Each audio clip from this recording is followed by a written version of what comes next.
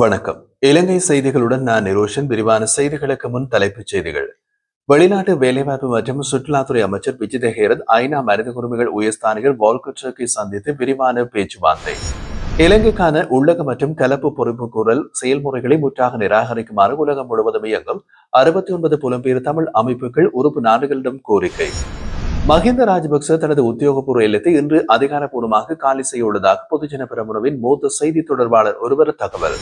முன்னாள் ஜனாதிபதிகளின் சிறப்புரிமைகளை நீக்க எடுத்த நடவடிக்கை பழிவாங்கல் அல்ல, மாறாக நாட்டின் அரசியல் கலாச்சாரத்தில் ஏற்பட்டு வரும் மாற்றம் என்று ஆனந்த விஜயபால தெரிவிப்பு. தொடர்பது விரிவான செய்திகள். ஜெனீவாவில் நடைபெற்று வரும் ஐக்கிய நாடுகள் மனித உரிமைகள் பேரவையின் 60வது அமர்வில் பங்கேற்று வரும் வெளிநாட்டு அலுவலர்கள், வெளிநாட்டு வேலைவாய்ப்பு மற்றும் சுற்றுலாத்துறை அமைச்சர் விஜித ஹேரத் நேற்று புதன்கிழமை ஐநா மனித உரிமைகள் உயர்ஸ்தானிகர் வால்கர் டர்க்கை சந்தித்து விரிவான பேச்சுவார்த்தை நடத்தினார். இந்த சந்திப்பில் உயர்ஸ்தானிகர் டர்க் சமர்ப்பித்த இலங்கையின் மனித உரிமை நிலைமை தொடர்பான அறிக்கை முக்கியமாக விவாதிக்கப்பட்டது.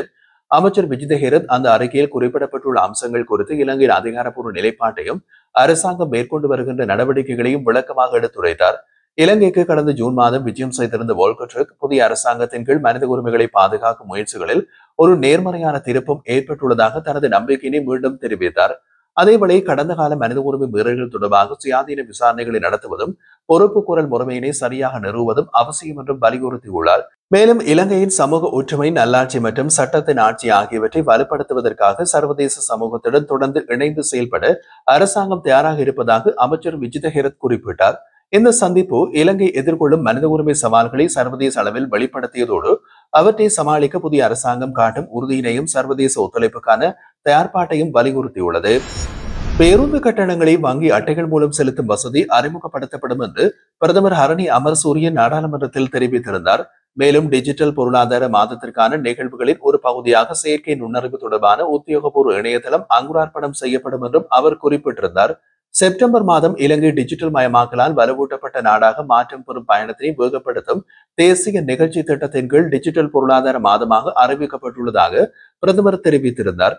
2030 ஆண்டில் நாட்டின் டிஜிட்டல் பொருளாதாரத்தினை $15 பில்லியனாக விரிவுபடுத்தும் அரசின் சவாலான இலக்கு முன்வைக்கப்பட்டுள்ளதாகவும், அதே சமயம் டிஜிட்டல் துறையின் ஏற்றுமதியினை $5 பில்லியன் தொழில்நுட்பத்துறையுடன் இணைந்து தொழிலாளர்களின் எண்ணிக்கையை 2 லட்சமாகவும் அதிகரிக்க நடவடிக்கைகள் எடுக்கப்படும் என்றும் அவர் கூறினார்.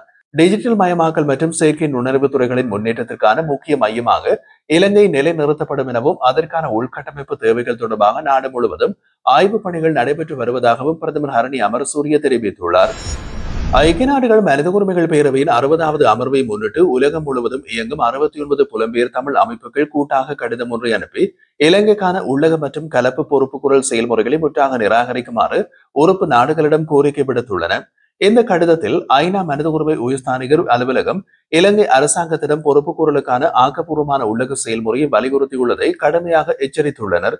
கடந்த பல தசாப்தங்களாக உள்ளக பொறிமுறைகள் தோல்வியடைந்துள்ள வரலாற்றை முன்னிறுத்திய அவர்கள் புதிய இடைவெளி வழங்கப்படுவது அச்சுறுத்தலான சூழ்நிலை உருவாக்கும் என்றும் சுட்டிக்காட்டினர். தமிழ் தகவல் நடுவும், தமிழ் ஆய்வு நிலையம், இலங்கை தமிழ் சங்கம், தமிழ் இளையோர் அமைப்பு, சர்வதேச ஈழத்தமிழர் பேரவை, கனடிய தமிழ் தேசிய அவை, உலக தமிழர் அமைப்புகளின் பேரவை உள்ளிட்ட அமைப்புகள் இணைந்து வெளியிட்ட இந்த கடிதம் Britain, America, Canada, Switzerland, France, Australia, India, Malaysia போன்ற நாடுகளில் இயங்கும் புலம்பெயர் அமைப்புகளை உள்ளடக்கியதாகும். அமைப்புகள் வலியுறுத்துகையில் சுயாதீன சர்வதேச பொறுப்புக்கூறல் முறைமையினை தமிழ் மக்கள் எதிர்பார்த்து வரும் சூழலில் உள்ளக செயல்முறைகளில் நம்பிக்கை வைப்பது ஐநா மீதான நம்பிக்கையை தகர்க்கும் அபாயத்தை ஏற்படுத்தும், மேலும் தண்டனைகளில் இருந்து விடுபடும் நிலைமையினை நீடிக்க செய்யும் என்பதால் பொறுப்புக்கூறலுக்கான சர்வதேச நடவடிக்கைகளை அவசியம் என்று அவர்கள் சுட்டிக்காட்டியுள்ளனர். இதன் அடிப்படையில் இனஅழிப்பு பிரகடனத்தின் கீழ் சர்வதேச நீதிமன்றத்தின் இலங்கை தொடர்பான விசாரணைகளை தொடங்குவதற்கான நடவடிக்கைகள் எடுக்கப்பட வேண்டும் எனவும், பொறுப்புக்கூறலுக்கான உள்ளக கலப்பு முறைகள் அனைத்தும் நிராகரிக்கப்பட வேண்டும் என்றும் அமைப்புகள் வலியுறுத்தியுள்ளன. முன்னாள் ஜனாதிபதி மஹிந்த ராஜபக்ச கொழும்பு விஜயராம மாவட்டத்தில் அமைந்துள்ள தனது உத்தியோகபூர்வ இல்லத்தை இன்றைய தினம் அதிகாரப்பூர்வமாக காலி செய்ய உள்ளதாக பொதுஜன பெரமுனவின் மூத்த செய்தி தொடர்பாளர் ஒருவர் தெரிவித்தார்.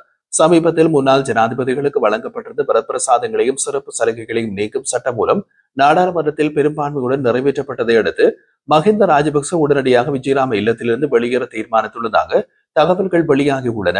இதனையடுத்து மாலை 4 மணியளவில் அவர் தனது சொந்த ஊரான தங்காலைக்கு புறப்பட உள்ளார். அங்கு அமைந்துள்ள அவரது பாரம்பரிய இல்லத்தில் இனி அவர் தங்க இருப்பார் என்றும் கூறப்படுகின்றது. முன்னாள் ஜனாதிபதியின் தங்காலி வருகையை முன்னிட்டு ஸ்ரீலங்கா பொதுஜன பெரமுனவினால் சிறப்பு வரவேற்பு நிகழ்ச்சி ஒன்றும் ஏற்பாடு செய்யப்பட்டுள்ளதாக கட்சி தொடர்பாளர்கள் மேலும் தெரிவிக்கின்றனர். இந்த நிகழ்வில் பல்வேறு பிரதேச தலைவர்கள், ஆதரவாளர்கள் மற்றும் பொதுமக்கள் பெருமளவில் பங்கேற்பார்கள் என்றும் எதிர்பார்க்கப்படுகின்றது. இதேவேளை ஸ்ரீலங்கா பொதுஜன பெரமுனவின் ஹம்பாந்தோட்டை மாவட்ட பாராளுமன்ற உறுப்பினர் டி.வி. சானக முன்னாள் ஜனாதிபதி மஹிந்த ராஜபக்சவின் இல்ல வசதிகளையும் பாதுகாப்பையும் நீக்க அரசாங்கம் எடுத்த முடிவை கடுமையாக விமர்சித்துள்ளார். முன்னாள் ஜனாதிபதியை வீட்டை விட்டு வெளியேற்றுவதும் அவரின் பாதுகாப்பை நீக்குவதும் புலம்பெயர் புலிகளின் விருப்பம். அந்த நோக்கத்தை செயற்படுத்தவே அரசாங்கம் முயல்கின்றது. இதற்கு மக்கள் தகுந்த பதிலடி கொடுப்பார்கள் என்று கூறியிருந்தார். மேலும் ஆளும் தரப்பினர் பாராளுமன்ற சிறப்புரிமையை பயன்படுத்தி நாமல் ராஜபக்ச மீது ஆதாரமற்ற குற்றச்சாட்டுகளை முன்வைத்து வருவதாகவும், சமீபத்தில் பிரதியமைச்சர் சுனில் வட்டகல கூறிய குற்றச்சாட்டுகள் எதிராக நாமல் ராஜபக்ச ஏற்கனவே சட்ட நடவடிக்கை எடுத்து விளக்கம் கோரியிருப்பதாகவும் அவர் தெரிவித்திருந்தார். அதேபோல் அரசாங்கம் முன்னாள் ஜனாதிபதிகளின் சிறப்புரிமைகளை நீக்கும் முயற்சியில் ஈடுபட்ட நிலையில் மக்களுக்கும் விவசாயிகளுக்கும் வழங்கிய வாக்குறுதிகளை மறந்து புலிகள் புலம்பெயர் அமைப்புகளுக்கு வழங்கிய வாக்குறுதிகளை நிறைவேற்றுவதில் மட்டுமே அவர்கள் கவனம் செலுத்தி வருவதாகவும் டி.வி. சானக குற்றம் சாட்டியுள்ளார். பொதுமக்கள் பாதுகாப்பு அமைச்சர் ஆனந்த் விஜயபால முன்னாள் ஜனாதிபதிகளின் சிறப்புரிமைகளை நீக்கெடுத்த நடவடிக்கை பழிவாங்கல் அல்ல, மாறாக நாட்டின் அரசியல் கலாச்சாரத்தில் ஏற்படுத்தப்பட்டு வரும் மாற்றத்தின் ஒரு பகுதியாகும் என்று தெரிவித்துள்ளார். புதன்கிழமை பாராளுமன்றத்தில் நடைபெற்ற ஜனாதிபதிகளின் உரித்துரிமைகள் நீக்குதல் தொடர்பான சட்டமூல விவாதத்தில் கலந்து கொண்டு உரையாற்றிய அவர், இந்த சட்டம் பாதுகாப்பதோடு தொடர்புடையதல்ல. எவருக்காவது பாதுகாப்பு அச்சுறுத்தல் ஏற்பட்டால் அதனை சம்பந்தப்பட்ட குழுவிடம் தெரிவித்து தேவையான பாதுகாப்பினை பெற்றுக் கொள்ளலாம் என்றும் கூறினார். அமைச்சர் மேலும் தெரிவிக்கையில், அரசியல் கலாச்சாரத்தை மாற்றும் பணியினை முன்னெடுக்கும் போது பழிவாங்கும் நோக்கம் எதுவும் இல்லை. மக்களுடன் செய்யப்பட்ட உடன்படிக்கை வேலை திட்டத்தின் கீழ் பல்வேறு நடவடிக்கைகள் முன்னெடுக்கப்பட்டு வருகின்றன. அதிகாரத்தில் இருந்த சிலர் சிறப்புரிமைகளின் அடிப்படையில் வாழ்ந்து வந்தனர். ஆனால் இப்போது அந்த பழைய அரசியல் கலாச்சாரத்திற்கு முற்றுப்புள்ளி வைக்கப்பட்டுள்ளது. முன்னாள் ஜனாதிபதிகளின் உரிமைகள் சட்டத்தின் மூலம் சில சிறப்புரிமைகள் இழக்கப்படுகிறது. இது முற்றிலும் அரசியல் கலாச்சார மாற்றம் மட்டுமே. அவர் தனது உரையில் முன்னாள் ஜனாதிபதிகளுக்காக கடந்த காலங்களில் அரச நிதியிலிருந்து வழங்கப்பட்ட தொகைகள் பற்றியும் கருத்து வெளியிட்டார். அதன்படி ஹேமா பிரேமதாசவுக்கு 26,85,660 ரூபாவும், சந்திரிகா பண்டாநாயக்காவுக்கு 1,16,66,348 ரூபாவும், மஹிந்த ராஜபக்சவுக்கு 5,46,52,990 ரூபாவும், மைத்ரிபால சிறிசேனவுக்கு 1,50,72,450 ரூபாவும், கோட்டாபய ராஜபக்சவுக்கு 1,02,22,088 ரூபாவும், ரணில் விக்ரமசிங்கவுக்கு 34,92,039 ரூபாவும் பயன்படுத்தப்பட்டுள்ளது. இதன்படி மொத்தமாக 9,85,88,039 ரூபாய் செலவிடப்பட்டுள்ளதாக அமைச்சர் ஆனந்த் விஜயபால பாராளுமன்றத்தில் தெரிவித்துள்ளார். இதன் மூலம் முன்னாள் ஜனாதிபதிகளின் சிறப்புரிமைகளை குறைப்பது அரசியல் பழிவாங்கல் அல்ல, நிதி பொறுப்புடன் கூடிய புதிய அரசியல் கலாச்சாரத்திற்கான அடிப்படையான மாற்றம் என்று அவர் வலியுறுத்தியிருந்தார். எதிர்க்கட்சி உறுப்பினர் நிசாம் காரியப்பர் முன்னாள் ஜனாதிபதிகளின் உரித்துரிமைகளை நீக்கும் சட்டம் தற்போதைய ஜனாதிபதி அனுருகுமார திசாநாயக்கவின் சம்பளம் அல்லது ஓய்வூதியத்தில் எந்த மாற்றத்தையும் ஏற்படுத்துவதில்லை என்று தெரிவித்தார். புதன்கிழமை பாராளுமன்றத்தில் நடைபெற்ற ஜனாதிபதிகளின் உரித்துரிமைகள் நீக்குதல் சட்டமூலத்தில் விவாதத்தில் கலந்து கொண்டு உரையாற்றிய அவர், இந்த சட்டம் மாகாண சபை தேர்தலை நடத்துவதற்கான முயற்சியோ அரசியலமைப்பு திருத்தங்களோ அல்ல என்றும் குறிப்பிட்டிருந்தார். அவர் மேலும் தெரிவிக்கையில், 1986 ஆண்டு சட்டத்தின் கீழ் முன்னாள் ஜனாதிபதிகளின் விதவை மனைவிகளுக்கு வழங்கப்படும் உரிமைகள் இன்னமும் நிலுவையில் உள்ளன. இவை சிறப்புரிமைகளாகவே கருதப்படுகிறது. ஆனால் அவற்றை மாற்ற அரசாங்கம் முயற்சி எடுக்கவில்லை. எனவே ஓய்வூதியமும் சம்பளமும் இந்த சட்டத்தின் கீழ் நீக்கப்படுவதில்லை. அதே நேரத்தில் முன்னாள் ஜனாதிபதிகளின் உத்தியோகபூர்வ இல்லங்கள் தொடர்பிலான பிரச்சனைகளாக காரணமாக கொண்டு அரசாங்கம் இவ்வாறு செயற்படுவதாக அவர் சந்தேகம் வெளியிட்டார். குறிப்பாக முன்னாள் ஜனாதிபதி ஒருவர் அதிகார துஷ்பிரயோகம் செய்து ஆடம்பர இல்லம் கட்டினால் அதை அகற்றுவதற்கான அதிகாரத்தை பாராளுமன்றம் பயன்படுத்தும்படி இந்த சட்டத்தில் உள்ளதாகவும் சுட்டிக்காட்டினார்.